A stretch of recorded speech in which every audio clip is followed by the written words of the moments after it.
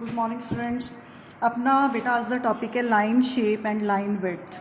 देखो line shape या line width तो की मीनिंग है। लाइन शेप फंक्शन नूं बोलते हैं असीं, कोई फंक्शन जिहड़ा फ्रीकुएंसी ते डिपेंडेंट होए। ठीक है, देखो जिस तरह हुण लेज़र के केस च की है, साडे कोल ऑप्टिकल कैविटी है, कैविटी दे विच एब्जॉर्बिंग मीडियम है, फिर आपां पंपिंग कर रहे हैं। ਹੁਣ ਜਿਹੜੀ ਇਹ ਪੰਪਿੰਗ ਕਰ ਰਹੇ ਆ, ਪੰਪਿੰਗ ਦਾ ਮਤਲਬ ਹੈ ਕਿ ਅਸੀਂ એનર્ਜੀ ਦੇ ਰਹੇ ਹਾਂ ਤੇ ਇਸ ਸਪੈਸੀਮੈਨ ਦੇ ਜਿਹੜੇ ਐਟਮਸ ਨੇ ਉਹ ਰੇਡੀਏਸ਼ਨਸ ਦੇ ਨਾਲ ਇੰਟਰੈਕਟ ਕਰ ਰਹੇ ਨੇ।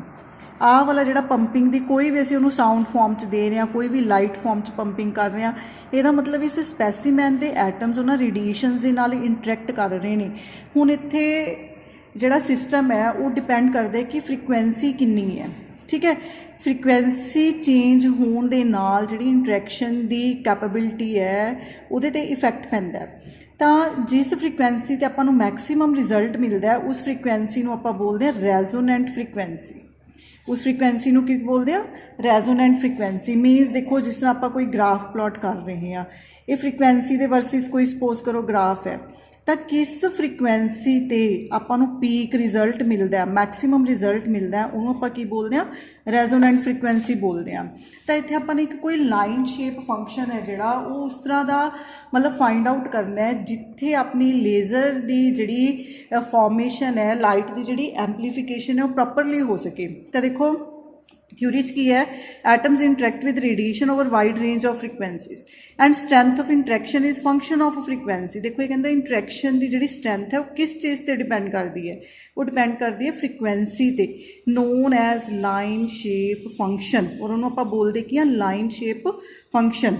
तो ये फंक्शन की कहते एक एप्रीशिएबल वैल्यू होनी चाहिए है रेजोनेंट फ्रीकुएंसी के अराउंड, तो नॉर्मलाइजेशन कंडीशन को सैटिस्फाई करता है, मतलब -infinity to infinity. That means कि कोई भी रेंज हो सकती है, कोई भी आप वैल्यूज़ ने लिमिट्स लै सकते हैं।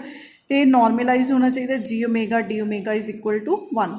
इन terms of line shape function alpha can be written as, हुण जिहड़ा एब्जॉर्प्शन कोफिशिएंट है क्योंकि ये भी फ्रीकुएंसी का फंक्शन सीगा, इनू आपां लिख सकते हैं, आपां पिछे ड्राइव किया बेटा relation NG2 pi square C square A21 N1 G1 omega square and brackets आ गया 1 - G1 upon G2 N2 upon N1 and G omega. हुण G ओमेगा जिहड़ा है ये लाइन शेप फंक्शन आ गया। आपां इहदी इंटीग्रेशन की क्योंकि नॉर्मलाइज्ड फंक्शन है, मतलब कि ओवर द वाइड रेंज फ्रीकुएंसीज जो असीं इहनूं इंटीग्रेट करते हैं तो अपना आंसर की आंदा 1। तो नॉर्मलाइज्ड फंक्शन होने करके दी वैल्यू की बन गई 1। तो alpha omega D omega is equal to this value for peak value, क्योंकि आपां नूं हुण रिजल्ट कित्थे चाहिए, आपां नूं रेजोनेंट फ्रीकुएंसी ते रिजल्ट चाहिए, मतलब पीक वैल्यू ते आपां देखीए इन अनएक्साइटेड स्टेट।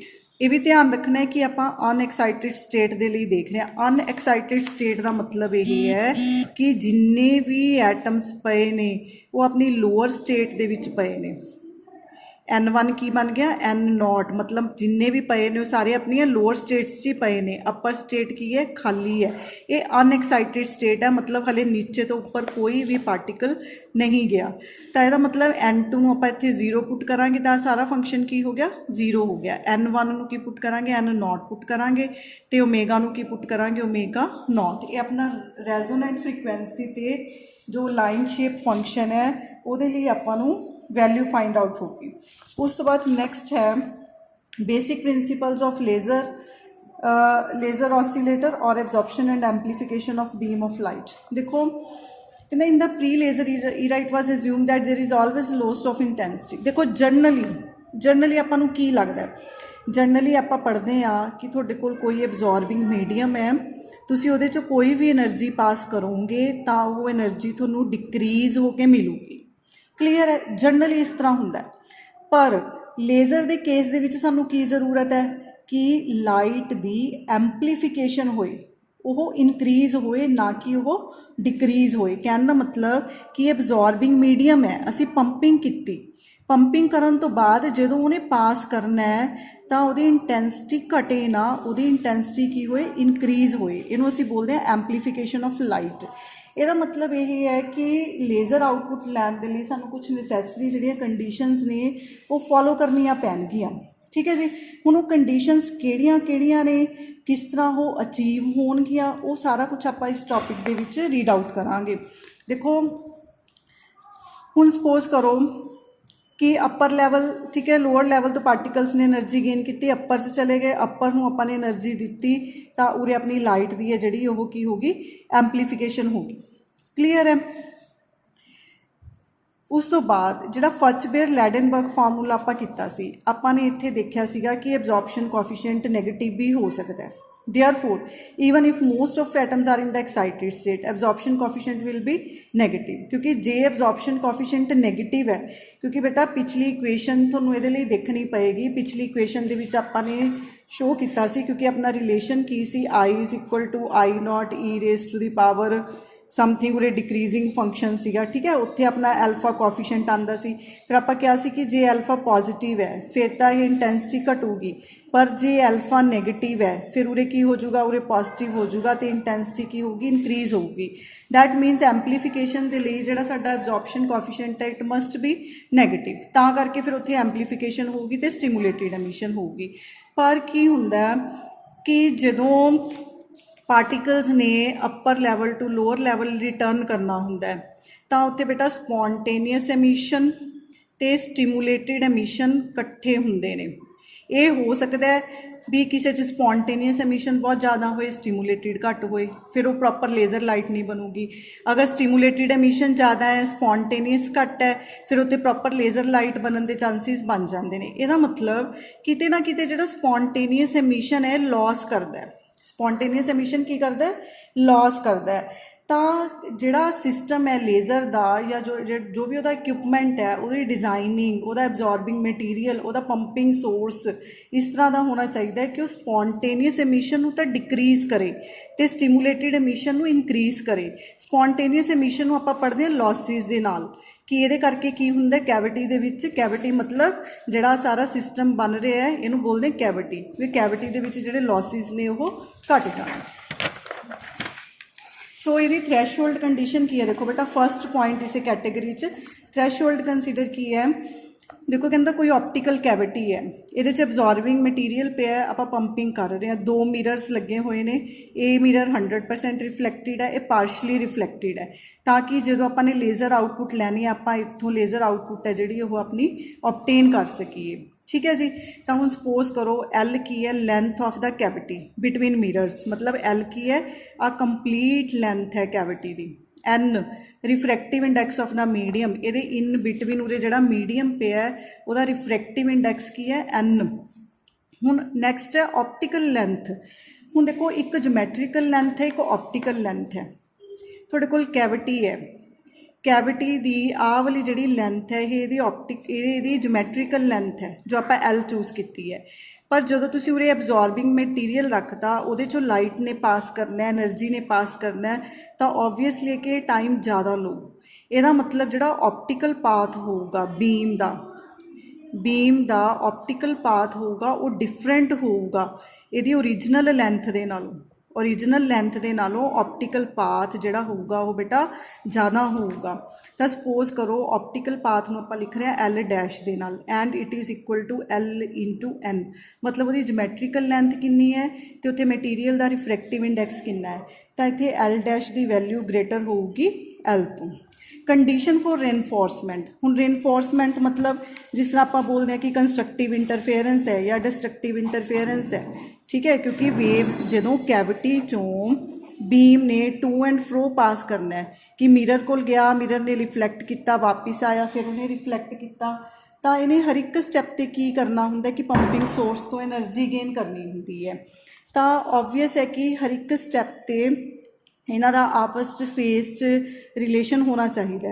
उहदे लई रेनफोर्समेंट कंडीशन की है, मतलब कि क्रैस्ट के उपर क्रैस्ट, ट्रफ के उपर ट्रफ फॉल करनी चाहिए हुंदी है। तो उत्थे अपनी कंडीशन की है कि लेंथ पाथ है जिहड़ा should be integral multiple of wave length होना चाहिए। तो L dash should be equal to M lambda by 2। ये कंडीशन है बेटा रेनफोर्समेंट मतलब इनक्रीज करन दी, ताकि वो फेज दे विच रहन, जिहड़े particles lower to upper level जाके कम्यूलेट हो रहे हैं, बार बार कैविटी के अंदर मूव कर रहे हैं, वो फेज च रहन। ਤਾਂ L ਡੈਸ਼ ਦੀ ਵੈਲਿਊ ਕਿੰਨੀ ਸੀਗੀ L N C T is equal to M lambda by 2। ਇੱਥੋਂ ਆਪਾਂ ਲੈਮਡਾ ਕੱਢ ਲਿਆ 2 ln ਅਪੋਨ ਐਮ ਬਣ ਗਿਆ। ਲੈਮਡਾ ਨੂੰ ਆਪਾਂ ਸੀ ਅਪੋਨ ਨਿਊ ਲਿਖ ਸਕਦੇ ਹਾਂ 2 ln ਅਪੋਨ ਐਮ ਬਣ ਗਿਆ। ਕਲੀਅਰ ਹੈ। ਇੱਥੋਂ ਬੇਟਾ ਫਰੀਕੁਐਂਸੀ ਦੀ ਵੈਲਿਊ ਕੱਢ ਲਓ। ਫਰੀਕੁਐਂਸੀ ਕੀ ਬਣ ਗਈ M C 2 ln। M number ਹੈ ਕੋਈ, ਸੀ ਲਾਈਟ ਦੀ ਵੈਲੋਸਿਟੀ ਹੈ, ਐਲ ਕੈਵਿਟੀ ਦੀ ਲੈਂਥ ਹੈ, ਐਨ ਰਿਫਰੈਕਟਿਵ ਇੰਡੈਕਸ ਹੈ। ਤਾਂ ਇਹ ਜੇ ਫਰੀਕੁਐਂਸੀ ਦੀ ਇਹ ਵਾਲੀ ਕੰਡੀਸ਼ਨ ਸੈਟਿਸਫਾਈ ਹੋ ਜਾਂਦੀ ਹੈ ਤਾਂ ਕੈਵਿਟੀ ਦੇ ਵਿੱਚ, ਕੈਵਿਟੀ ਮਤਲਬ ਸਮਝ ਲਓ ਬੇਟਾ, ਬਾਰ-ਬਾਰ ਦੱਸ ਰਹੀ ਹਾਂ ਮੈਂ ਤੁਹਾਨੂੰ, ਕੈਵਿਟੀ ਦਾ ਮਤਲਬ ਕਿ ਜਿਹੜਾ ਤੁਹਾਡਾ ਇਹ ਸਾਰਾ ਲੇਜ਼ਰ ਦਾ ਸਿਸਟਮ ਹੈ, 2 ਮਿਰਰ ਹੋ ਗਏ, ਐਬਜ਼ੋਰਬਿੰਗ ਮਟੀਰੀਅਲ ਹੋ ਗਿਆ, ਪੰਪਿੰਗ ਦਾ ਸੋਰਸ ਹੋ ਗਿਆ, ਇਹਦੇ ਵਿੱਚ ਇੱਕ ਪਰਟੀਕੂਲਰ ਫਰੀਕੁਐਂਸੀ ਤੇ ਜਿਹੜੀਆਂ ਵੇਵਜ਼ ਨੇ ਸਿਸਟਮ ਦੇ ਵਿੱਚੋਂ ਸੈਟਅਪ ਹੋ ਜਾਣ ਤੇ ਇੱਕ ਦੂਜੇ ਦੇ ਉਹ ਫੇਸ 'ਚ ਹੋਣ, ਤਾਂ ਕਿ ਅਸੀਂ ਇਸ ਬੀਮ ਨੂੰ ਇੱਕ ਪਰਟੀਕੂਲਰ ਟਾਈਮ ਤੇ ਇਸ ਕੈਵਿਟੀ ਦੇ ਵਿੱਚੋਂ ਬਾਹਰ ਲੈ ਜਾਈਏ ਤੇ ਉਹ ਆਪਣੇ ਕੋਲ ਲੇਜ਼ਰ ਲਾਈਟ ਦੀ ਫਾਰਮ 'ਚ ਬਣ ਜੇ। ਸੋ ਕਲੀਅਰ ਹੈ। ਤਾਂ ਇਹ ਬੇਟਾ ਦਾ ਫਸਟ ਪੁਆਇੰਟ ਸੀ। ਠੀਕ ਹੈ। ਲੇਜ਼ਰ ਲਾਈਟ ਨੂੰ ਅਚੀਵ ਕਰਨ ਦੇ ਲਈ ਫਸਟ ਕੰਡੀਸ਼ਨ ਕੀ ਹੈ, ਥ੍ਰੈਸ਼ਹੋਲਡ ਕੰਡੀਸ਼ਨ, ਕਿ frequency must be equal to this one. So ਇਹਦੀ ਸੈਕਿੰਡ ਕੰਡੀਸ਼ਨ 'ਚ ਦੇਖੋ ਬੇਟਾ, ਸੈਕਿੰਡ ਕੰਡੀਸ਼ਨ 'ਚ ਮੰਨ ਲਓ suppose intensity of light falling on mirror ਹੈ। ਹੁਣ ਦੇਖੋ ਜਦੋਂ ਕੈਵਿਟੀ ਦੇ ਵਿੱਚੋਂ ਬਾਰ-ਬਾਰ ਪਾਸ ਕਰਨਾ ਹੈ ਬੀਮ ਨੇ, ਤਾਂ ਹੁਣ ਇਹ ਜਿਹੜੇ ਮਿਰਰਸ ਨੇ ਇਹ ਆਪਾਂ ਕਹਿ ਰਹੇ ਹਾਂ ਕਿ 100% ਰਿਫਲੈਕਟਿੰਗ ਹੈ, ਇਹ ਵਾਲਾ ਮਿਰਰ ਪਾਰਸ਼ਲੀ ਰਿਫਲੈਕਟਿੰਗ ਹੈ ਕਿਉਂਕਿ ਇਹਦੇ ਥਰੂ ਅਸੀਂ ਆਊਟਪੁੱਟ ਵੀ ਬਾਹਰ ਲੈਣੀ ਹੈ। ਤਾਂ ਜਿਹਨੂੰ ਵੀ ਅਸੀਂ 100% ਵੀ ਕਹਿ ਰਹੇ ਹਾਂ, ਐਕਚੁਅਲੀ 'ਚ 100% ਨਹੀਂ ਹੁੰਦਾ, ਤਾਂ ਕੁਛ ਨਾ ਕੁਛ ਜਿਹੜੇ ਲੌਸਿਸ ਨੇ ਕੈਵਿਟੀ ਦੇ ਵਿੱਚ ਹਰ ਇੱਕ ਟ੍ਰਿਪ 'ਤੇ, ਮਤਲਬ ਜਦੋਂ ਬੀਮ ਨੇ ਇੱਕ ਰਾਊਂਡ ਟ੍ਰਿਪ ਕਰ ਲੈਣਾ, ਇੱਧਰ ਜਾਣਾ ਇੱਧਰ ਆਉਣਾ, ਤਾਂ ਉਹਦਾ ਇੱਕ ਰਾਊਂਡ ਟ੍ਰਿਪ ਹੋ ਗਿਆ। ਉਸ ਰਾਊਂਡ ਟ੍ਰਿਪ 'ਚ ਜਿਹੜੇ ਲੌਸਿਸ ਨੇ ਉਹ ਲੌਸਿਸ ਕਿਵੇਂ ਕਵਰ ਅਪ ਹੋਣਗੇ, ਉਹਦੇ ਲਈ ਇਹ ਪੁਆਇੰਟ ਹੈ second point. So I is the intensity of light falling on the mirror. I R ਕੀ ਹੈ, ਇੰਟੈਂਸਿਟੀ ਆਫ ਰਿਫਲੈਕਟਿਡ ਲਾਈਟ, ਜਿਹੜੀ ਲਾਈਟ ਰਿਫਲੈਕਟ ਹੋਈ, ਮੰਨ ਲਓ 100% ਰਿਫਲੈਕਟ ਨਹੀਂ ਹੋਈ, ਦੈਟ ਮੀਨਸ ਕਿ ਉਹਦਾ ਕੁਛ ਨਾ ਕੁਛ ਲਾਸ ਹੋ ਗਿਆ ਉੱਥੇ। ਆਰ ਕੀ ਹੈ, ਰਿਫਲੈਕਸ਼ਨ ਕੋਫੀਸ਼ੀਐਂਟ ਆਫ ਮਿਰਰ ਹੈ, ਮਿਰਰ ਕਿੰਨਾ ਕੁ ਰਿਫਲੈਕਟਿੰਗ ਹੈ। ਤਾਂ ਆਈ ਆਰ ਨੂੰ ਆਪਾਂ ਲਿਖਦੇ ਹਾਂ ਬੇਟਾ ਆਰ ਇਨਟੂ ਆਈ ਦੇ ਨਾਲ, ਰਿਫਲੈਕਸ਼ਨ ਕੋਫੀਸ਼ੀਐਂਟ ਕਿੰਨਾ, ਉਹਦੀ ਰਿਫਲੈਕਟ ਕਰਨ ਦੀ ਟੈਂਡੈਂਸੀ ਕੀ ਹੈ ਤੇ ਓਰੀਜਨਲ ਇੰਟੈਂਸਿਟੀ ਕੀ ਸੀ। ਕਲੀਅਰ ਹੈ। ਤਾਂ ਡੈਰੀਵੇਸ਼ਨ 'ਚ ਦੇਖੋ, when a beam of light traverse a length Z of medium, its intensity decreases. ਜਦੋਂ ਮੀਡੀਅਮ 'ਚ ਪਾਸ ਕਰਦਾ ਬੀਮ ਤਾਂ ਉਹਦੀ ਇੰਟੈਂਸਿਟੀ ਡਿਕਰੀਜ਼ ਹੁੰਦੀ ਹੈ by using this relation. Alpha omega is negative, ਕਿਉਂਕਿ ਆਪਾਂ ਐਂਪਲੀਫਿਕੇਸ਼ਨ ਕਰਵਾਉਣੀ ਹੈ ਤਾਂ ਐਲਫਾ ਕੋਫੀਸ਼ੀਐਂਟ ਕੀ ਹੈ, ਨੈਗੇਟਿਵ। ਤਾਂ ਇੰਟੈਂਸਿਟੀ ਜਿਹੜੀ ਉਹ ਇਨਕਰੀਜ਼ ਹੋਊਗੀ ਅਗਰ ਇਹ ਨੈਗੇਟਿਵ ਹੈ, ਸਾਨੂੰ ਨੈਗੇਟਿਵ ਹੀ ਚਾਹੀਦਾ ਇਹ। ਤੇ ਜ਼ੈਡ ਜਿਹੜਾ ਹੈ ਉਹ ਐਲ, ਜ਼ੈਡ ਕਿਹਦੇ ਇਕੁਅਲ ਹੈ, ਟੋਟਲ ਜੋ ਲੈਂਥ ਹੈ ਕੈਵਿਟੀ ਦੀ। ਤਾਂ ਮਾਈਨਸ ਜ਼ੈਡ ਨੂੰ ਐਲ ਪੁੱਟ ਕਰ ਲਓ, ਐਲਫਾ ਓਮੇਗਾ ਨੂੰ ਐਲਫਾ ਪੁੱਟ ਕਰ ਲਓ, ਐਲਫਾ ਗ੍ਰੇਟਰ ਦੈਨ 0 ਹੈ। ਸੋ ਆਪਣੀ ਇਕੁਏਸ਼ਨ ਕੀ ਬਣ ਗਈ, I omega L I omega naught e raise to the power alpha L ਬਣ ਗਿਆ। Clear. if R1 R2 the reflection coefficient of two mirrors, then energy of waves lost in one complete passage through the medium is given by the factor R1 and R2। ਕਹਿਣ ਦਾ ਮਤਲਬ ਕਿ ਜਦੋਂ ਬੀਮ ਨੇ travel ਕਰਨਾ ਹੈ cavity 'ਚੋਂ ਤਾਂ ਉੱਥੇ ਉਹਦੇ ਇੱਕ ਕੰਪਲੀਟ ਰਾਊਂਡ ਟ੍ਰਿਪ ਦੇ ਵਿੱਚ ਜਿਹੜੇ ਲੌਸਿਸ ਹੁੰਦੇ ਨੇ ਉਹ ਡਿਪੈਂਡ ਕਰਦੇ ਨੇ ਕਿ ਰਿਫਲੈਕਸ਼ਨ ਕੋਫੀਸ਼ੀਐਂਟਸ ਕਿੰਨੇ ਆ ਦੋਨੋਂ ਮਿਰਰ ਦੇ, R1 ਤੇ R2। ਇਹਨਾਂ ਨੂੰ ਲਿਖਣ ਦਾ ਕੀ ਤਰੀਕਾ ਹੁੰਦਾ ਹੈ, ਇਹ ਲੌਸਿਸ ਨੂੰ ਮੈਜਰ ਕਰਨ ਦਾ ਤਰੀਕਾ ਹੈ R1 R2 is equal to e raise to the power -2 gamma. Beta 2 का फैक्टर तां लिखता है क्योंकि बीम ने 2 टाइम्स मतलब जाना है फिर वापस आना है, e raise to the power -2 gamma. Clear है। गामा फैक्टर अगे दसदे तुहानूं की है। तो ये अगर असी गामा की वैल्यू कढ़ते हैं, देखो एक्सपोनेंशियल इधर की बन गया लॉग R1 R2, इधर की रह गया -2 गामा। जे आप गामा कढ़ते हैं तो फिर वो -1/2 बन जूगा। सो इत्थों इस रिलेशन तो गामा की वैल्यू -1/2 लॉग R1 R2 बन गई। ये बन गई इक्वेशन नंबर 6। तो गामा की है, देखो gamma is a positive number and represent the extent of loss of light in one complete passage through the medium. Gamma losses नू डिटरमिन करता है। ठीक है। कहता if reflection losses are the only losses present in the cavity, अगर कहता only reflection वाले losses नू आपां कंसीडर करते हैं तो अपनी इक्वेशन की लिखी जाऊगी, I omega L I omega naught e raise to the power -alpha L 2। ये इक्वेशन कन्वर्ट हो जूगी अपनी e raise to the power e raise to the power alpha L minus gamma. मतलब आ फैक्टर है जिहड़ा माइनस हो गया ये विचों, क्योंकि गामा की कर रहे हैं, गामा लॉसिस नू शो कर रहे हैं। For sustained oscillation in laser, the amplification must compensate for the losses of the energy। ठीक है। ਹੁਣ ਦੇਖੋ ਹਰ ਇੱਕ ਸਟੈਪ ਤੇ ਐਂਪਲੀਫਿਕੇਸ਼ਨ ਹੋ ਰਹੀ ਹੈ। ਜਦੋਂ ਕੈਵਿਟੀ ਦੇ ਵਿੱਚੋਂ ਪੰਪਿੰਗ ਕਰਨ ਤੇ ਪਾਰਟੀਕਲਸ ਨੇ मूव करना है, इधर गए फिर इधर आए, हर एक स्टैप ते एंपलीफिकेशन हो रही है। पर हर एक स्टैप के नाल नाल लॉसिस भी हो रहे ने। ये कहता प्रॉपर लेज़र लाइट फिर तां बनूगी जे एंपलीफिकेशन का प्रोसैस ज़्यादा होगा कंपैरेटिवली टू लॉसिस, मतलब लॉस घटणगे तां एंपलीफिकेशन होगी। ਇਹਦਾ मतलब यही है कि e raise to the power alpha L minus gamma must be greater than और इक्वल टू 1। तो ये लॉग 1 करते हैं तो लॉग 1 0 हो जाएगा, लॉग एक्सपोनेंशियल खत्म हो गया। इतों अपना अल्फा एल की हो गया ग्रेटर दैन और इक्वल टू गामा हो गया। This threshold condition for sustained oscillation alpha L is equal to gamma. तो मतलब आप मिनीमम भी देखिए, थ्रैशोल्ड मतलब मिनीमम कंडीशन ग्रेटर दैन और इक्वल टू है, मतलब या तो इक्वल या ग्रेटर। तो इक्वल की जी कंडीशन अपनी मिनीमम थ्रैशोल्ड कंडीशन है भी इन्ना होना चाहिए। तो alpha should be equal to gamma upon L. Hence laser of length L mirror have reflectivities with gamma is equal to this one will work only. ये सिर्फ तां वर्क करूगी जे अल्फा मतलब एब्जॉर्प्शन कोफिशिएंट जिहड़ा होगा वो ग्रेटर दैन और equal to gamma upon L होगा। ये बन गई बेटा इक्वेशन नंबर 7। उस तो बाद एब्जॉर्प्शन कोफिशिएंट सी जिहड़ा अपना एब्जॉर्प्शन कोफिशिएंट अल्फा की अपनी सारी आ वाली वैल्यू सीगी, इत्थे अल्फा ओमेगा अल्फा है, ठीक है। तो आपां अल्फा ओमेगा नूं अल्फा पुट कर लिया तो इहदा नैगेटिव साइन इहदे नाल एडजस्ट कर लिया। देखो आ वैल्यू इधर आ गई, आ वैल्यू इधर चली गई, नैगेटिव साइन एडजस्ट हो गया। तो इस तो अपनी इक्वेशन नंबर 7 जी अपने पिछे बनाई है वो की सी कि alpha should be greater than और equal to gamma upon L. Alpha अपना सारा आ वाला आप ऑलरेडी कैलकुलेट कर चुके हैं।